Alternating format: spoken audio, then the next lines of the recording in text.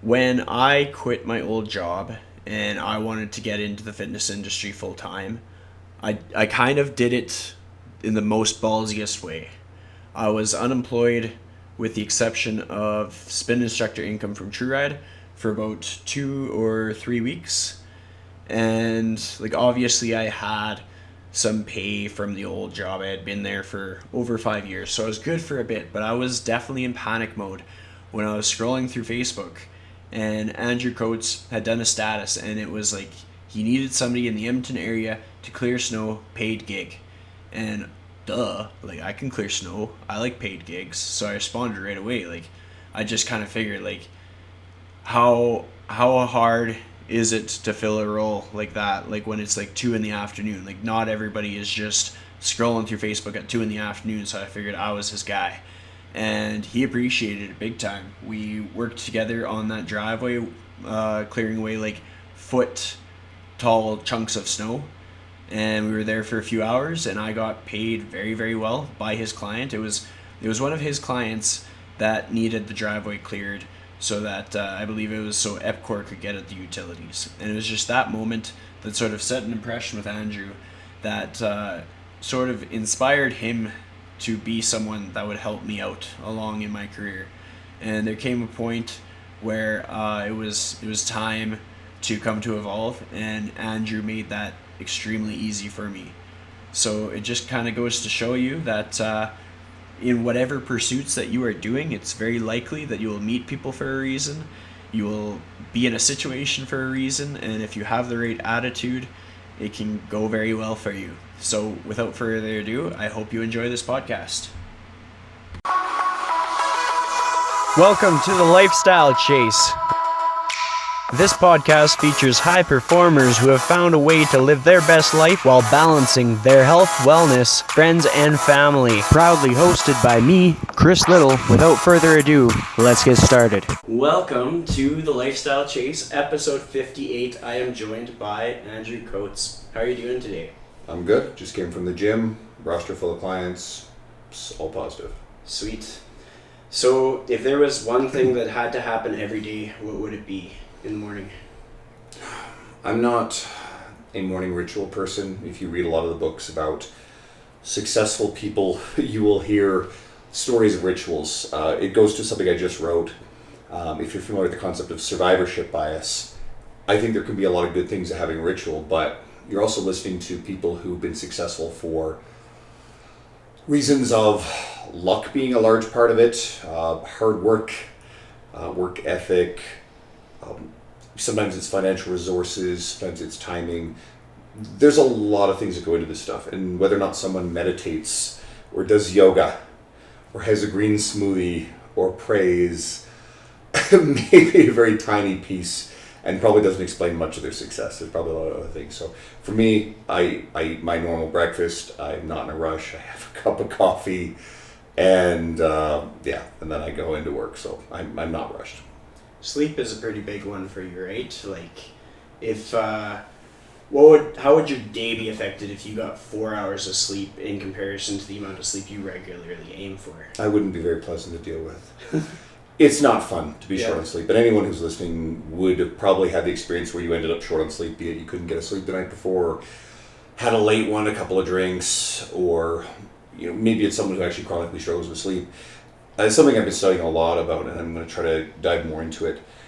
Sleep permeates every aspect of your life. You are functionally impaired, your reaction time is slowed, which is bad for driving, amongst other things. Imagine shift workers like doctors and nurses, EMTs, police officers, when they have to make judgment calls and save lives, how that affects them. So this is something that is pervasive in our society, and yet people aren't talking about. And it's as bad as being impaired with alcohol. So if you're struggling with your sleep, there's a whole lot of stuff that you can do to help make it better. I'll give some very specific examples. This one is the timing of your caffeine early in the day. If you're having coffee 5 hours before bed, you think, hey, it's okay. The half-life of caffeine is a lot longer than that. So it's still going to be in your system whether or not you feel it. Alcohol before bed is a major disruptor of sleep, even just that one beer or drink. If your room is too warm, if you are exposed to blue light, this is a big one that's more of a modern problem. we have tablets, devices, and if you're a parent and you think about kids in front of television screens or these tablets, this isn't good for children. They're developing; their brains are still developing. We're adults, and it affects us enough. So imagine kids and teenagers; it's even worse. But the blue light waves that we get from the natural settings on laptops, televisions, cell phones, and tablets is really disruptive of sleep. It sends this signal to us that it's daytime, that we're supposed to be awake. So it suppresses melatonin, natural melatonin release production, which means that we have trouble falling asleep, and it affects our sleep quality. So for me, I go to bed 8 hours before I know I have to get up. For some people, it's recommended that you actually set a very regular time. I find I don't get up unless I have a reason to. I'm a bit of a night owl versus a morning lark type, chronotype, and therefore it's really important for me to set my bedtime based on the number of hours I need to sleep. If I have a later start in the day, I'll actually sleep in a little bit more and it feels fine. The myth of having to be the early riser to be successful is also another myth.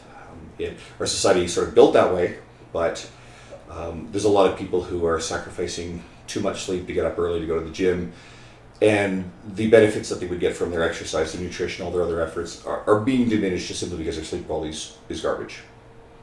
Makes sense. So if you could pick out 3 people that you looked up to 10 years ago, who would they be? I'm not sure. I'll probably twist the question a little bit because there are people I actually look up to, I suppose. I think that Dwayne Johnson, The Rock, is a really cool guy in the sense that he seems to have a lot of integrity. He's a good example of someone who's famously known, or at least believed to have poor sleep. I mentioned him in the article I wrote about survivorship bias we referred to, where he's successful for a hell of a lot of reasons. He's charismatic. He seems very authentic and genuine. He's hardworking. I mean, there may not be anybody harder working in the industry than him. He's not successful because he doesn't sleep as much, and that may even be more myth than reality. I think it's true some of the time. But he's someone that I think just exudes positivity. He's an honorable person, on the surface. You can usually see through people. If you follow star athletes, you kind of know who are the good guys and who are the pieces of shit. You look at a guy like Kobe Bryant, and he just exudes this shitty, smug arrogance that it comes out in sexual assault allegations that, if they're untrue, he was still, cheating on his wife, and he didn't get along with teammates. And as good as he was, it was fairly apparent that he's kind of a shitty human being.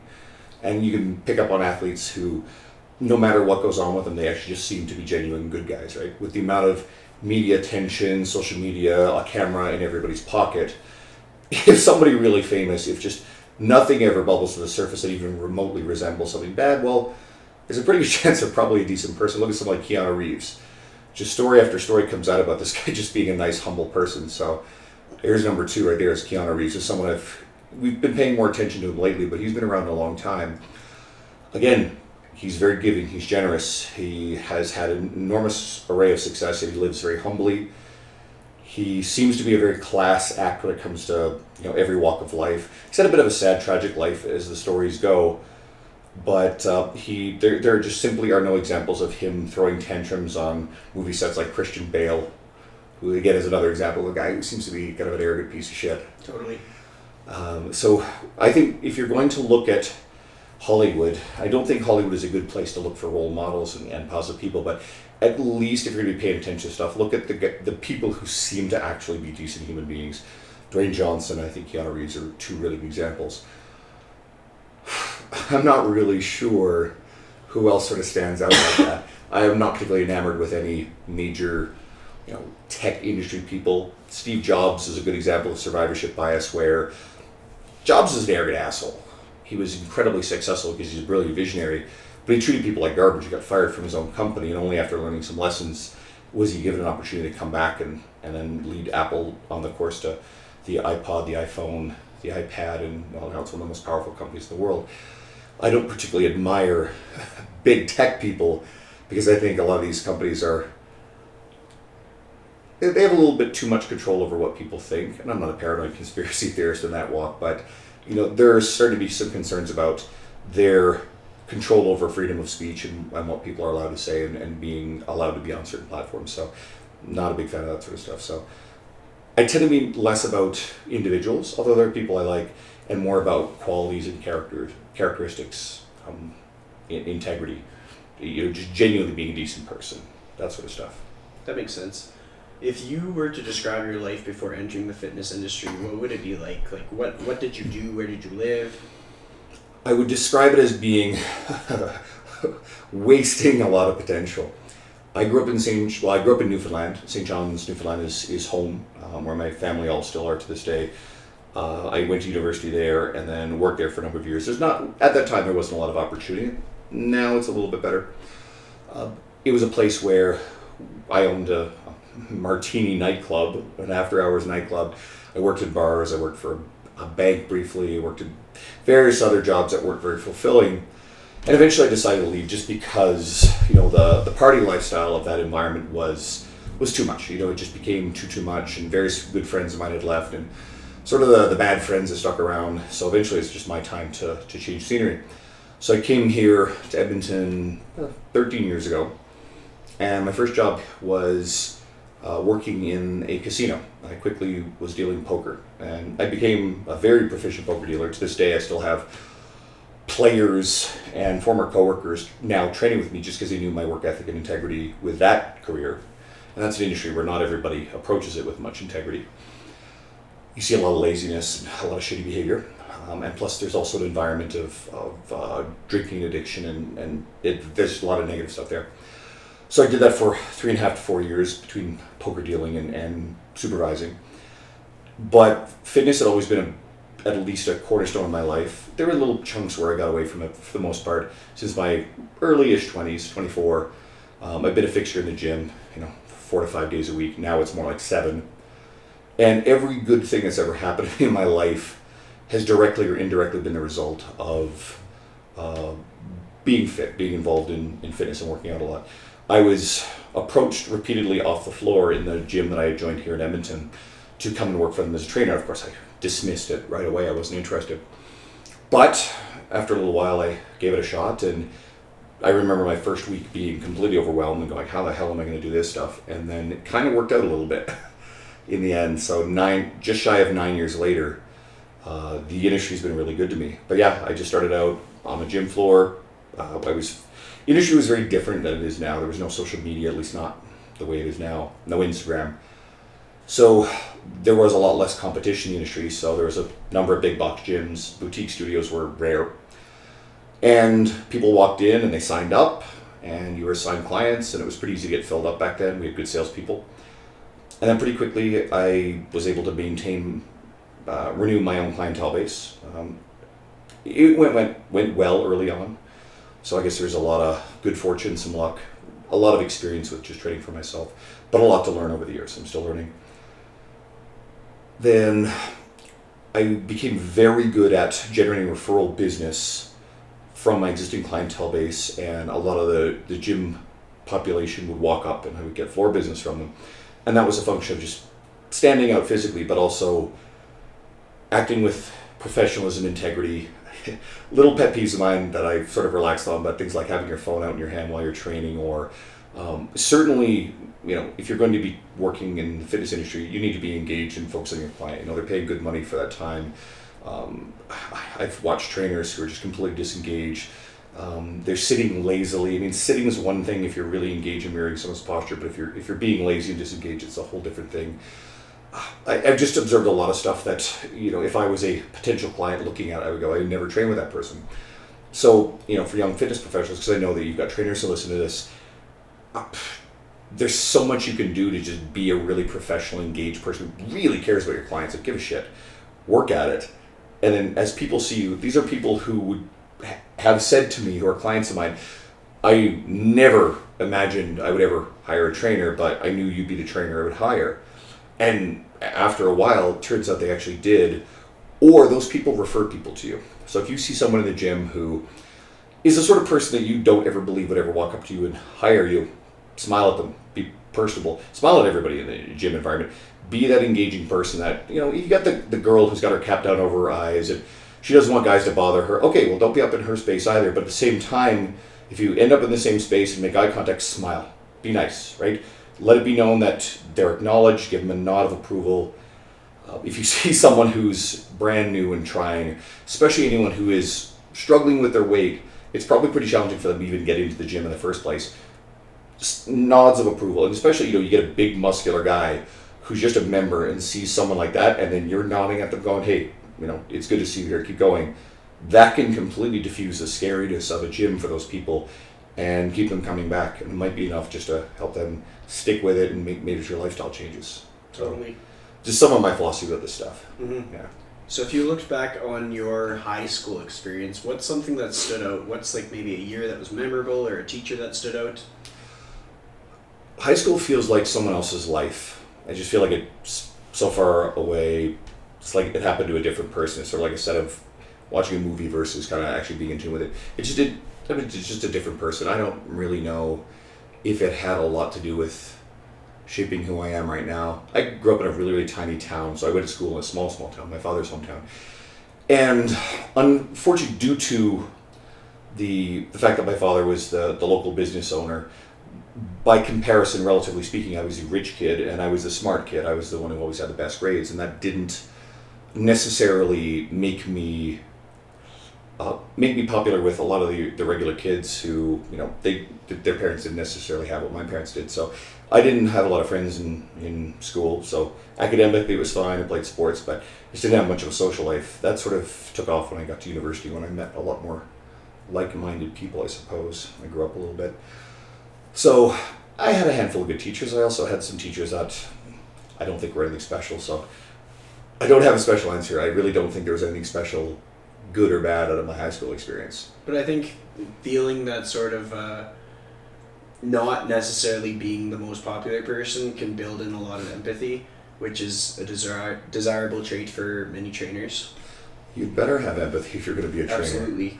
I see trainers who I don't think that they necessarily have empathy. I've worked with people in the past who enter the staff room, and while they put on a great show about, yeah, you're on my team, but then the moment that hour is done, they come in, the mask comes off, and then they start complaining about their clients or how exhausting these people are. And I hear that attitude, and I'm like, you have no appreciation for just how lucky you are to have those people in the first place. And they need your help. I am really great friends with a lot of my clients, especially some of my earlier clients. I've been to weddings and invited to weddings and various other things. Again, like I said earlier about all the good stuff that's come in my life, most of my really close friends in my life I've met as they were gym members. A few were originally clients. There are 2 clients of mine actually have a key to my home, because one takes care of my place and the other one looks after my cat when I'm away. So these people are close enough to me that I trust them with, key to my house. It's astonishing to me that people shut it off and just don't care about or appreciate the people that are working with them. And that doesn't usually last very long. Those people start seeing through it, or they're turning over clients more aggressively. They don't form long-term relationships, or they just wash out of the industry altogether. Totally. I think there is definitely like 2 kinds of trainers that can end up in the industry, and like it can be the trainer that is kind of looking at themselves in the mirror all the time, and it can be the trainer that's looking at their clients and seeing progress in their clients and taking pride and joy for that role that they're privileged to have.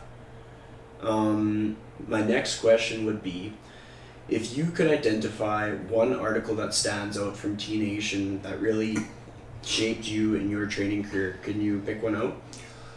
There's one that I remember really, really prominently, and it's sort of poignant because, if anyone's familiar with an author named Martin Rooney. So Martin's been around the industry a long time. He's probably one of the most charismatic and energetic people. And Martin's, he's got to be approaching 50. So this is going to sound really ridiculous, but he just accepted a Facebook friend request of mine. I was like, yeah, cool, Martin. But I met him a couple of years ago at an event in Seattle and sat down and had dinner with him. He's great to talk to, really intelligent, really, really, just truly charismatic. There's a reason why he's successful. So there's an old T-Nation article, when I used to read it every morning. So for some background, it was actually one of the first resources that I used to read all the time for my own training knowledge, but also to be a better trainer. And Martin has a video accompanying his article on standing overhead pressing. So a decade ago, we're coming out of this era where everything was functional. It had LBTRXs and BOSU balls and kettlebells. And a lot of the big compound exercises were unilaterally considered to be bad because, they're going to hurt you. Shoulder pressing is going to hurt you. Dips are going to hurt you. Bench press is going to hurt you. Squats and deadlifts are going to hurt you, which it's all bullshit. I mean, if you do them correctly, if you load them properly with the right person, considering your injury history, everything is good, or everything can be bad if you use it improperly. So Martin goes and does overhead press in a gym, and next thing you know, the police come and he's doing something he's not supposed to be doing, and they haul him away. And that article always stood out for me. So, but yeah, I've read it over the years, and a lot of people that I've later on gone on to get to meet, and in some cases become very good friends with, people like Brett Contreras or Tony Gentlecore. Obviously, Dean Somerset is, someone who I've worked closely with through the same companies for, my entire fitness career almost, like with just little gaps. Reading and absorbing their information, then traveling to seminars to see them speak, and getting to sit down and have dinner and hang out with some of these people is unbelievable. And then the surreal aspect is now writing for that same publication that I've been reading for 10 plus years, and absorbing all this information from. So that's pretty cool. Out of all the seminars you've been to so far, which one stands out to you the most? The first Kansas City Fitness Summit. Every seminar I've gone to, I've met great people. I've had an amazing experience. The Kansas City one was the eye-opener. That was the first one. I went down there, and Dean was presenting, and my friend Hannah Gray, who's also involved with us in the downtown, she also traveled down. And so we get there, and I met a lot of the people. Well, I brought you last year. And so the first year I would have met, I'm trying to think, there would have been some of the people you've met. People like TJ and Chase I met the following year when I went down to year 2, and last year was year 3. But I met a lot of the industry. I met Sohili, I met Brett Contreras, I met Spencer Nadolski, I met Robbie Farlow and Carter Good and Greg Knuckles and Andy Morgan, and I can name drop, for hours, but a lot of really good people. And you find that the people who've been really successful are very down to earth, and then you find that people who are on similar footing to you or in the same places are really awesome people. So you can connect with people who you're experiencing the same things, but you also get to interact with people who've been there and moved on and been really, really successful with it. So that was life-changing. It inspired me to work harder, seek new direction. The connections through the industry open up opportunities where, we had a ton of guests for the podcast that materialized after the fact, or it set in motion the connections that ultimately led to a writing gig with T-Nation and just more overall industry success. So it just showed me what was out there, and just being a session churner, by this point I'd already left the old commercial gym, but still just being a session churner, and that is lucrative. It pays well, especially if you do it well. But there's a lot more to it than that. So growing beyond that and not being confined or restricted into this model that a commercial gym teaches you how to do. Totally. So out of all of the advice you may have received from people that you met at the summits and seminars, what are 3 that really stand out to you? I don't know if I can remember a single piece of targeted advice from individuals. I just picked up on a lot of stuff along the way. I'm not Mark Fisher. Mark Fisher's a really, really wonderful human being, and this is more just Mark's greater message versus anything he specifically said, but Mark treats people with unconditional positive regard is the phrase he uses, and I like that. Where, a good example, when we're driving, everybody else on the road is the enemy, they're the bad guy in our minds. You think about it. Think about what you would kind of do and act while you're behind the wheel of a car versus how you would interact with that same person if you're standing in front of them in the supermarket. These people are not people in your life, your clients, people who you encounter, are not out to make your life worse. They're not. Just like you, they're having bad days. They're having relationship struggles. There's stuff going on with their kids. Work life's stressful. There's other stuff on their mind. They're not willfully trying to do anything to make your life more difficult. Sometimes it sort of feels that way. But when you pause and stop to realize that these people are not acting maliciously and they're not trying to make your day worse, you can remember that they're just human beings too. They're just people who are trying to be happy. They're trying to get by. They're trying to deal with whatever they're dealing with. And you start also realizing too, the little things that we do that might be inconsiderate, we can be really careful not to ruin someone else's day by driving like an asshole or just being thoughtless in general. And sometimes something as simple as smiling at someone or holding a door for someone, and yeah, half the time someone might not even like acknowledge the fact you did it. But sometimes those little tiny positive things that you can do for someone can make enough of a difference in someone's day to remind them, hey, not everybody out there is selfish and a bad person. So that one for me is a pretty good takeaway. So something Brett Contreras said, we were talking at one of the Kansas City Fitness Summits, and when he came on our podcast, we actually talked about it because it hit home for me, is he doesn't like the use of language that makes people sound broken. Telling people that they're damaged, dysfunctional, that they're injured, that they're hurt, these sort of things. You want to focus on the positives. You don't want to make people scared of movement. You don't want to make people anticipate that they're going to experience pain. Make it fun, make the experience great for them, but get them stronger. Learn what potentially doesn't work for them, what could possibly hurt them, know their injury history, how they move, and then work around that to the point where you do things that they feel good doing. So, but just be very careful as a fitness professional not to say to someone, oh, your discs are all fucked up on your back, or not that anybody would use that kind of language, but physiotherapists even can be guilty of stuff. Trainers certainly, you could say, oh, this is imbalance, or who gives a shit about imbalances? Like, imbalances are a normal part of everyday life. I always like to use the example of, if we always see that someone's dominant hand is stronger than their offhand.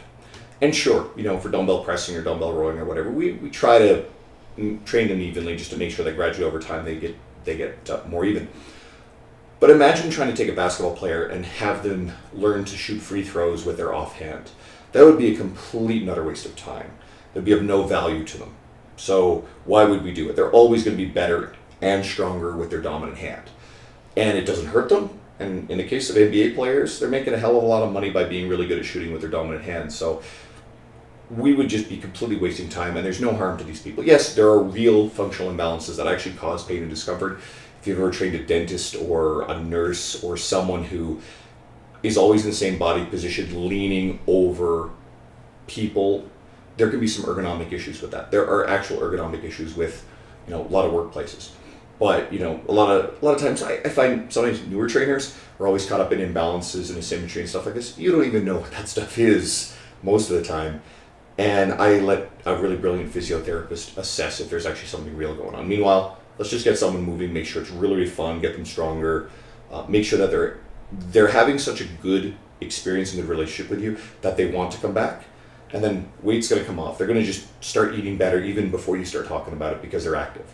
They're going to get stronger. A lot of those aches and pains and discomforts that happen to be there, most of the time those tend to go away on their own. Like, you're not going to have someone's fully torn ACL repair itself, but if someone who has like slight knee pain and discomfort, you teach them how to squat well and move and their legs get stronger, most of the time that knee pain stops happening. Totally. What's the most rewarding experience you've ever had with a client, if you could pick up one moment? There's been too many over the years to even count, but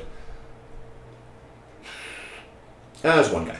One guy maybe. There's a lot of these, but when I first met him, he was 370 pounds, and he'd been referred to me by a client of mine. They were coworkers, and he'd just gone through a bad breakup, and he was crying in the office in front of me, and he was depressed. So he signed on. He actually signed on for a big package, made a large commitment. It would have lasted about 6 months, and we started training. And then he lost a lot of weight really quickly, water weight just through changing dietary habits. So he was motivated. He's very strong. He enjoyed the training process. We became fast friends. And years later, this is where I got to go to his wedding. But he really enjoyed it. He thrived upon lifting heavy, feeling strong. And over the course of that 6 months, I think it was a little longer than that, because he did stay around longer, he went from 370 pounds to 310 pounds, and almost 300. He's always going to be a bigger man, and he's actually pretty happy, but it completely changed him and his confidence. And then he managed to put aside this broken relationship. He started dating someone else. That relationship didn't quite work out, but that led him to the doorstep of a really wonderful woman who he did start dating. And so, like I said, I got to go to their wedding. It was one of the coolest experiences I can remember. It was one of 3 best weddings I've ever been to. They had a band, one of their favorite band played at it, and now they have a daughter. I think their daughter's probably 3 or 4, and he just has a really happy life. He's had a really, really cool life, and from going where the first time I met him to where he is right now, and I'm very loath to take much credit for it. I don't like taking credit for people's hard work. I think trainers are too quick to take credit for things they didn't do. But it's really cool to see someone change their life. If it's losing weight, sure. Losing weight on its own doesn't guarantee feeling more confident, being happier. You have to address the underlying stuff.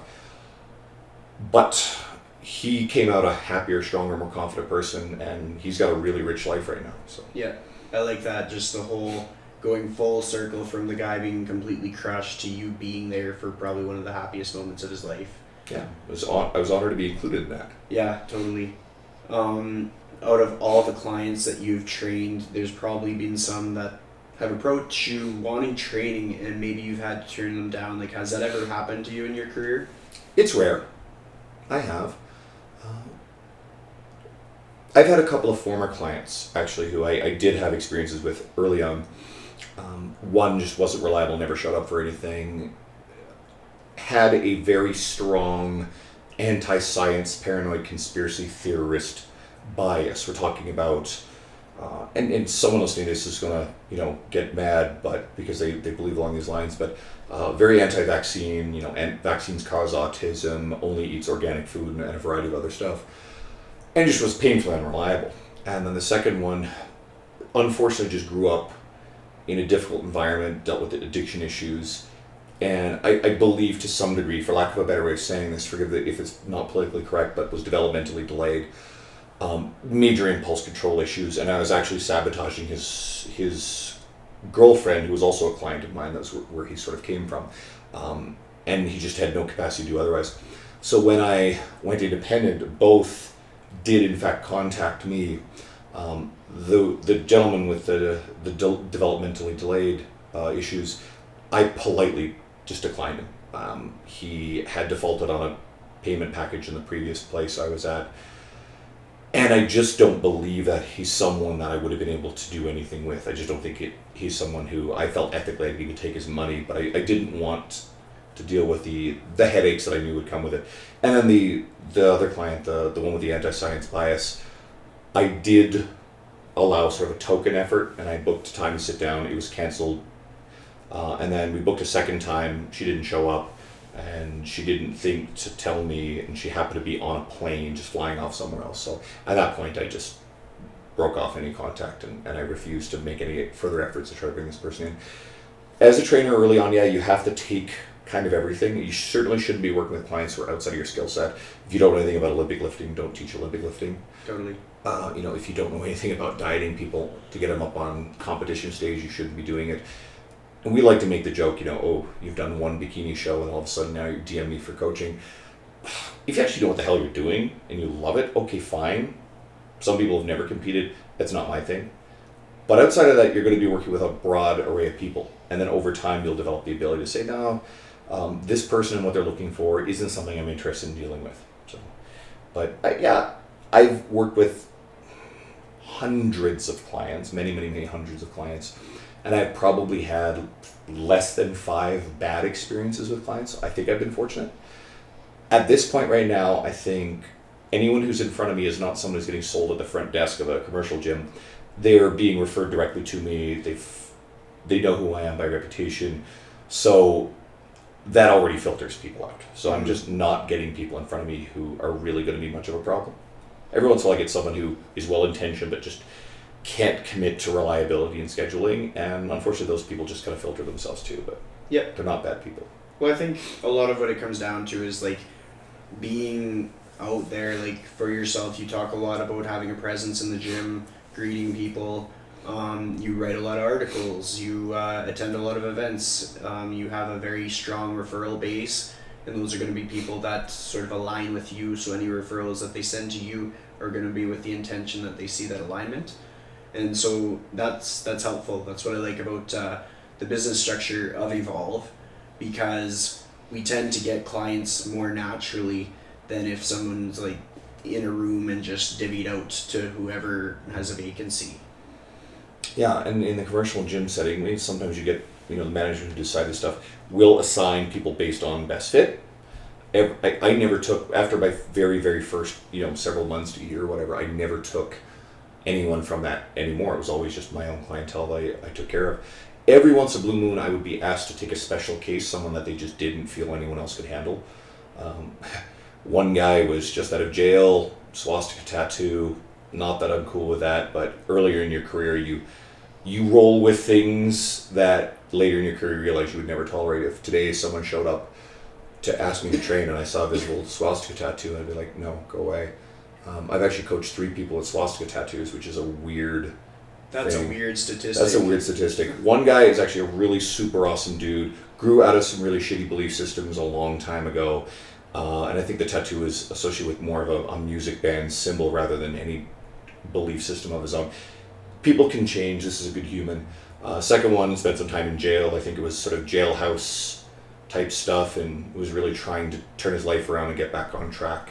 And my experience with him was really positive, and I never saw any racist or shitty behavior outside of the tattoo. The third guy was the client I had mentioned, was a piece of shit. And I don't like speaking disparagingly of clients or former clients, but this one is an exception. He a couple of times almost started fights in the gym with other male members who were looking a little too hard at his girlfriend. He obviously had behavioral issues. He didn't stick around for the full run of sessions, and I don't think anybody missed him when he disappeared, so who knows where he went, probably back in jail. I guess so.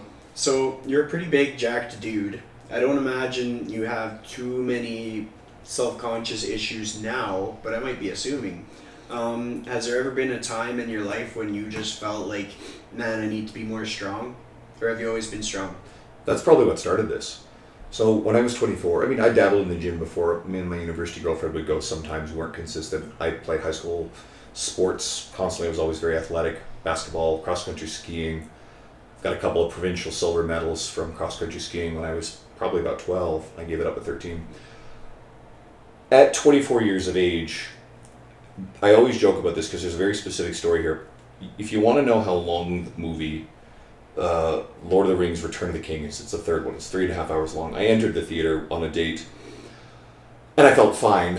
About halfway through, I didn't feel very good. 2/3 of the way through, I felt like I was going to die. And then near the end, I mean, I'm just sweating and sick, and I'd gotten one of the worst flus I've ever experienced in my life. Not just a cold, but we're talking a full-blown flu. And then it knocked me out for 2 weeks. It was really, really bad stuff, and I had lost some weight, and I was down to 170 pounds. Again, I'm 6'2", and anyone who knows me, I walk around at 260. And I'm not soft either, so I'm not a small human. So then I remember being 170 and going, oh, this is crap, I feel terrible. So I got serious about the gym, and I remember for the next 7 months and beyond, I got really, really good about it. 4 to 5 times a week. Yes, I used to still skip leg day sometimes. You would do the proverbial Monday chest, Tuesday back, Wednesday shoulders. Thursday you'd skip legs maybe you did for arms on Friday, and then we would still go drink and party on the weekends. But it got me going, and I gained 40 pounds of lean muscle. I was 210 pounds. Part of that is a rebound from having the flu, so some of that came back naturally. But by the end of that, it was 210 pounds. There were no steroids involved with that. That was eating a lot of food and training consistently, and then that changed everything. And then I probably was really stable at about that 205, 210 mark for several years. And then in the time around when I moved here, there had been some time interrupted with me being consistent at the gym, but within a few months of being back being in Edmonton, I started back, joined the gym that I eventually ended up working at. And then gradually and consistently I continued to build, get bigger and bigger over time. But a lot of this stuff, I was bullied in high school. That was one of the things I didn't enjoy about it. I was an outsider kid, and I was picked on relentlessly. It wasn't a fun experience. Didn't always feel particularly confident. So if you look at those big guys, you can malign the big guys as being insecure and overcompensating, but a lot of guys who work out really hard and train regularly, yeah, it may have been rooted in something along those lines. And I don't think it's a bad thing to be motivated by, I was bullied. It was a shitty experience. I wasn't confident. Girls didn't look at me in high school, and then you want to change that. So guys get involved in weightlifting or playing guitar and playing in bands or play hockey or whatever. They do it to be more attractive to women or other men for that matter. So I don't think there's anything wrong with those kind of motivations, and I don't think that's always what's there. Today I go to the gym because it's my default setting. For me to consider missing a workout, I'll work out after this, would be more emotionally distressing to consider not working out than it would be to try to talk myself into a workout. And you think about how many people it's like, they have to build themselves up willpower to go to the gym. I have to apply willpower to not go to the gym. And I managed to flip that on its ear a long time ago. So it's my default setting. It's what I do. It's very much a core part of my identity. And something that I really found useful, I used to write about this sort of thing, and then my friend James Fell wrote a book about this, so I'll mention the book. It's called The Holy Shit Moment, and I do have a bit of a pet peeve about books that use swearing in the titles, because I think it's generally cheap sensationalism to sell book titles, but this book is actually sensational. And it really dials into the whole idea of bypassing willpower by channeling what your core identity is, or changing what your core identity is.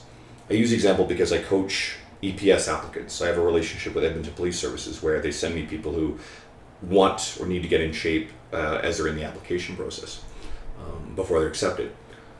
And I find that there's two types. There are a lot of people who come in and they're very much already lifestyle minded, like what they envision being a police officer will be. And they usually come in pretty fit anyway. Sometimes it's just pushing them over the edge with my work with them. Or they're already ready to pass the physical. They just want to get really strong so that way they're strong in class. And then the second group tend to have a bit more of this mindset. They're generally not in shape. They're well-intentioned. But it feels like their attitude is that, well, once I get into the police, I will then live the lifestyle and act like a police officer. Doesn't work that way. You'd better start that stuff now. So if it's just an everyday person who wants to get in shape, if you see yourself as a fit person, if you see yourself as a person who eats healthy, and that's part of your core identity, you're much more likely to do those things naturally without having to rely on willpower to do them.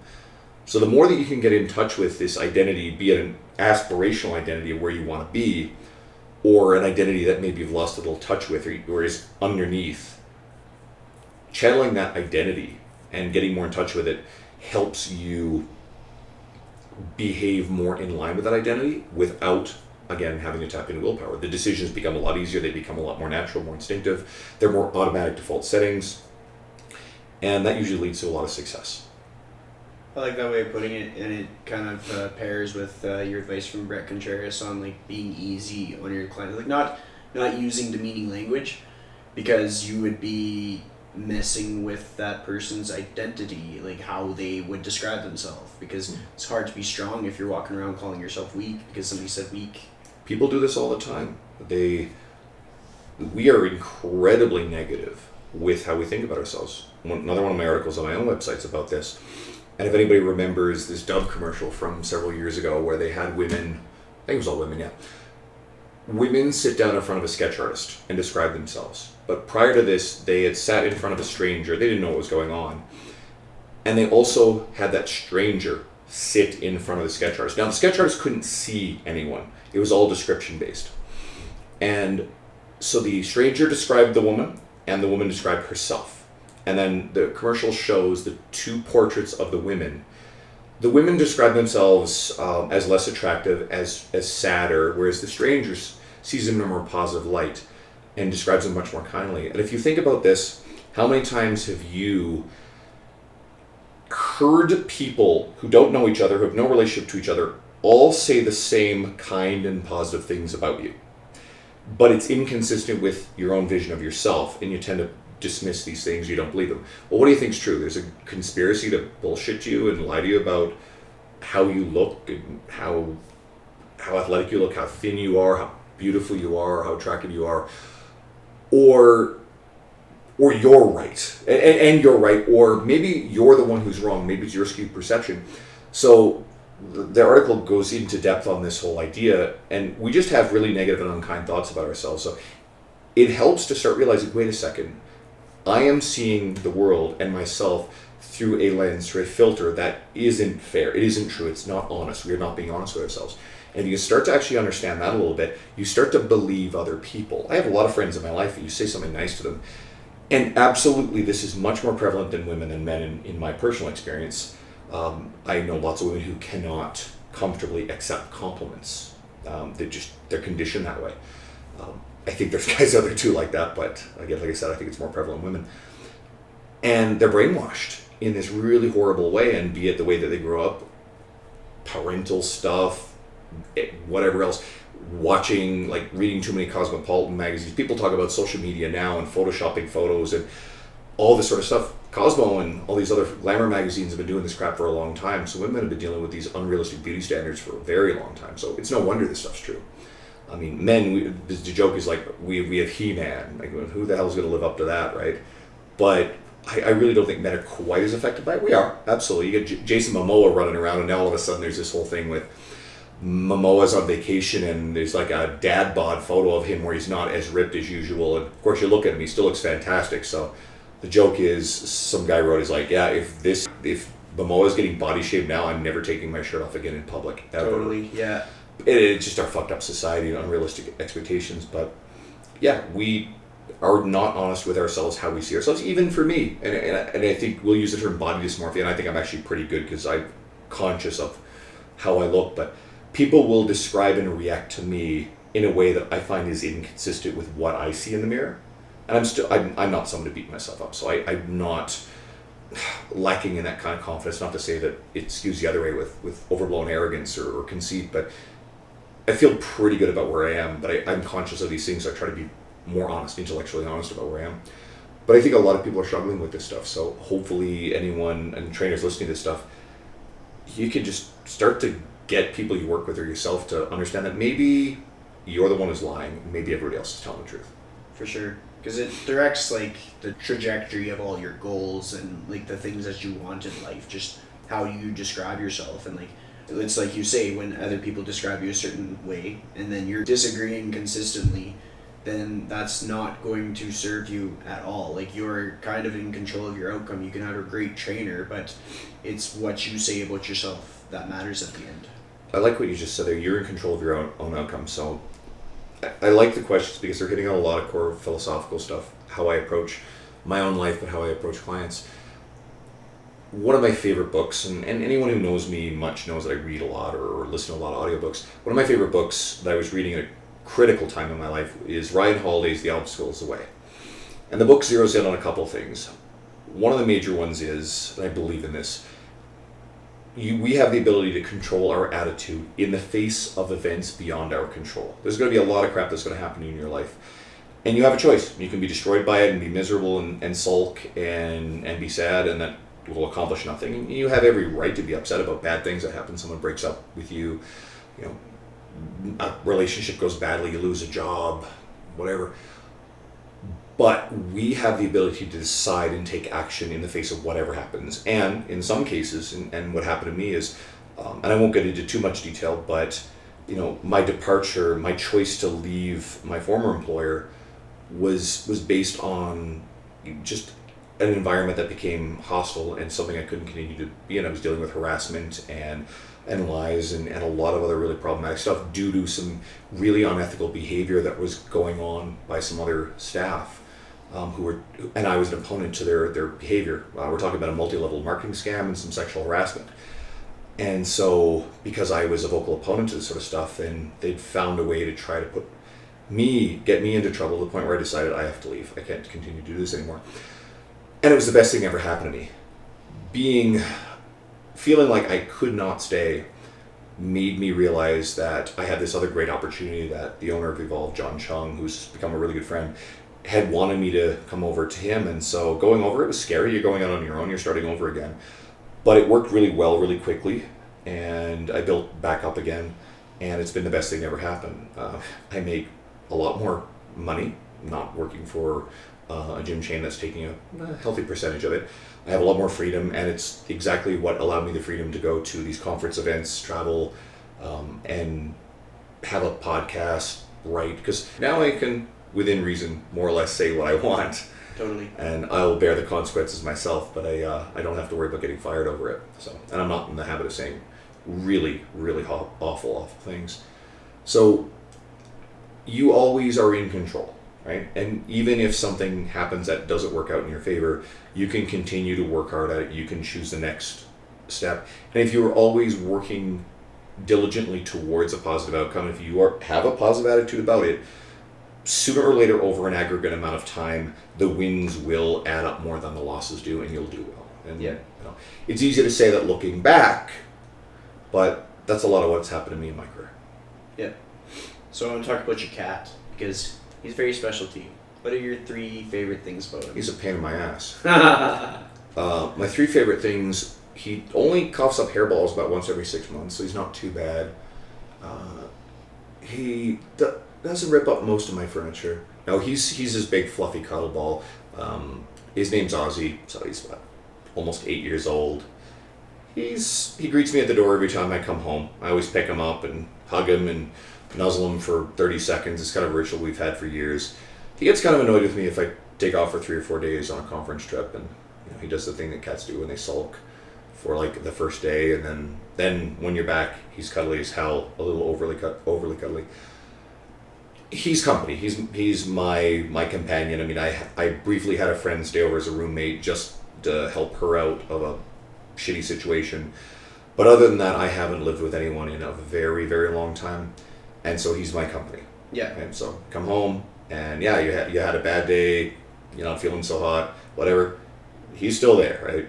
So having that kind of companion is actually pretty cool.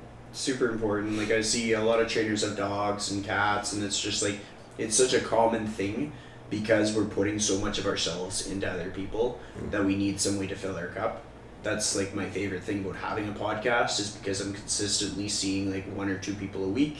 Sometimes people, they just want to visit, go for coffee. I never turn that down because like, what's $2? Like, you're always going to learn something new from somebody, and it's going to put you in that positive mindset that helps you like make better choices for yourself, even if they're micro choices.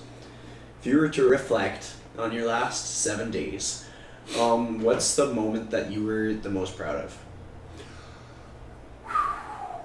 Last 7 days are tough. I'm not going to go into detail. I've been working through some personal stuff, and just a couple days ago, came out the other side, felt a lot better about something, deciding to sort of set something behind me, move on, from something that was, part of my life, and focus forward. That's a pretty tough one, but I'll set that aside. There's also some other stuff too. So I had a client who kind of broke a commitment, so I was sort of upset and frustrated there. But that can happen again. You control your own attitude. But when you turn around, instead of being upset about these sort of things, you certainly don't turn around and take it out on a client or be angry about it. You channel positivity and goodness into your clients that you have, and be appreciative, and don't bring negative energy to their experience because they didn't do anything wrong. Reward the people who show up, not the people, don't take out on the good people when some other ones cancel. Some people will just be unreliable. That's part of it. And then just out of nowhere on Wednesday, one of my great clients who's really consistent, he's a young hockey player, he'll skate in the WHL next year. His dad is an old friend of mine, so his dad just shows up with him on Wednesday. They just talked about coming back for a while. He had some injury issues. So he showed up, him and his girlfriend showed up, and they're going to be regulars again, which is really exciting. So his father's not always able to be consistent because he's a big industrialist, but his girlfriend's going to schedule regularly, and he's going to join when he can. So I'll have my young guy. He's going to be gone at the end of August back down to Seattle, but I'll be coaching him online. So there's that. But then instead of losing a 3-time-a-week client, I've actually got extra for a while, and I've got some great people to work with ongoing. So again, it goes back to controlling your attitude. If you get frustrated and stressed out because something doesn't work out with a client, or a client moves away. I've had clients move away recently. Instead, if you keep doing all of the basic things, all the professional stuff we talked about earlier, you have a really good attitude, you keep putting up positive things through social media, which does matter because people still need to see that, then just unexpected good stuff happens. You get emails, people contact you. I can't count the number of times, the number of clients I currently have who before they popped up out of nowhere through an email or referral. I didn't know about them, and I didn't know where that next client was going to come from. Yeah. But if you keep doing good things in your career, there'll always be more clients. Yeah, it's crazy how real that is. I haven't had that long of a career, but I've already experienced that where I was like, holy shit, how is this going to work? And then all of a sudden, somebody referred me 2 people. And then those 2 people are talking about bringing in family members and stuff. I'm like, wow, that's crazy. And then I like how you you alluded to how you can go through a tough moment within 7 days. People are going to look at a person's social media, someone who they would see as unstoppable. You look like Tormund from Game of Thrones. How could something possibly mess with you? But you're human, just like anybody else, just like your clients. Stuff messes with me all the time. Yeah, totally. I think I have my professional shit together really great. I'm kind of sort of known for having a like kind of a messy personal life, if that makes sense, but it's nothing terrible. But yeah, like stuff can happen, right? You can have fights with friends, or like relationship trouble certainly, can be a big one in people's lives, and just sometimes stuff doesn't work out. I think if you've got your professional shit in order, it actually really can buffer you against the ups and downs of personal stuff. Then again, if you've also got a really, really stable, amazing personal life, it can be a really incredible foundation to have your big build your professional stuff on. So kind of better have one or the other. If both are a mess, you're probably in trouble. And I think you have to look at what are your guidelines and behaviors that if someone's professional life is really, really good, there's probably a bunch of fundamentals and behaviors that are solid, that are rock solid, you're doing well, keep doing them. But if the professional life's a mess, well, okay, look at what the principles are guiding this. What's the underlying cause? You're the common thread. Same thing's true of personal life. What are the decisions you consistently make? Why are the personal elements problematic? Okay, you got to address that and realize, okay, well, you're the common denominator. There's a problem here too. You keep allowing this stuff to happen. If it's other people who are always doing certain things, well, you're the one who allows this stuff. And it goes back to, you control your attitude and you control your actions in the face of things that are beyond your control. Learning about yourself is a pretty powerful thing. Like, it can make a lot of changes in your life, which is the wonderful thing about like this industry, is because as we learn how to teach other people about their physical abilities, we in turn learn more and more each time about our own abilities, just kind of seeing it through another person's lens. So there's a question that I ask all of my guests, and it's, if you could give one piece of advice on how to live your life to the fullest and the most authentic way, what would that piece of advice be? I think we already went over it, and I think it is choosing your attitude and your actions in the face of the things that are beyond your control. I don't think there's anything better than that, because again, if you constantly choose to act in ways that will better you, even if you are hurt, even if somebody has done something unfair to you, even if you've had bad luck, because luck plays a far greater role in this stuff. If you look at poker, again, I'm not for someone who dealt poker, I don't have a particular passion for poker, but it's a good example here. There are players who consistently win, and there are players who always lose. And then people who believe that, well, it's just the luck of the cards. Well, why do people consistently win? Because of a skill set that they have. And if they play enough hands over a large enough time period, they win because the luck continues to work for them. When they get unlucky, that it gets averaged out by the number of opportunities. If in your life a bunch of bad things happen to you, but you keep doing good things, the principled, disciplined things that, if you're out into the world and meeting people, if you are getting potential clients in front of you, all of these different encounters that add up over weeks, months, and years, if you have a good attitude, if you're professional, if you treat people well, the few pieces of bad luck will be more than washed away by the overwhelming amount of things that happen to you because you did good. You act in such a way that you'll bring good to you, and then you'll also have some really good luck. Again, all the good stuff that happened in my career, luck's based in that. I chose a certain gym to walk into to join that later on the staff, it was a guy that was a friend of mine at the time, was training with a trainer, and because we interacted, the trainer got to know me a little bit, and then that trainer kept asking me to work there. If I wasn't friends with that poker player from the casino, if I hadn't gone to work at that job and stayed there to meet that person, then maybe this training career doesn't happen. You can keep looking for these sort of little coincidences. Then if I didn't get assigned one of my first clients, I was asked to write a piece that was part of a larger article with a bunch of trainers for the Personal Trainer Development Center about my first client. One of my first clients turned into a chain of referrals that has led to thousands of sessions over the course of, again, almost 9 years. A family that's been a big part of my life. I've gone to, one of them has become a really good friend of mine. I went to his wedding. It's just not even sensible what good has come out of this, just because I got lucky enough to be assigned that first client, who could have been assigned to anybody. There's just been a shit ton of luck in all this stuff. The luck of meeting some of the people I met, looking at a certain thread. I write for T-Nation because I was looking at Facebook one day. I saw that Danny Sugart, who's one of the editors, she's the wife of Chris Sugart, he's a senior editor, and we'd never met in person, but we had a lot of mutual friends. She commented on, so I sent her a Facebook friend request, I sent her a message, and I said hi. And very quickly she responded. We got talking. I mentioned how we had a podcast, and I thought she'd be a great guest in the near future. So I go back to her a week later, and I'm like, hey, we actually have a spot. Would you be interested in the episode? She's like, yeah, I love your podcast. I've been listening to it. I'm like, holy shit. She just dove right in. So we brought her on. She was sensational. It's a great episode. And then just get to know her a little bit through social media. And very quickly she turned around, I guess having read some of my stuff, and asked me, hey, would you consider, and she was all humble, like thinking I wouldn't even say yes, would you like to contribute to Nation? My head's exploding, going, oh my God, okay, yeah. And so, it took me a little while to submit something, get something together, and then it took them a little bit to publish it, but then once it's published, seemed like the internet exploded, and now it's been 6 months of contributions and a number of articles. And that's luck, right? A lot of this stuff is steeped in luck, but you also put yourself in a position to benefit from that luck by educating yourself, having a positive attitude. So, yeah, control your own attitude, control your own actions.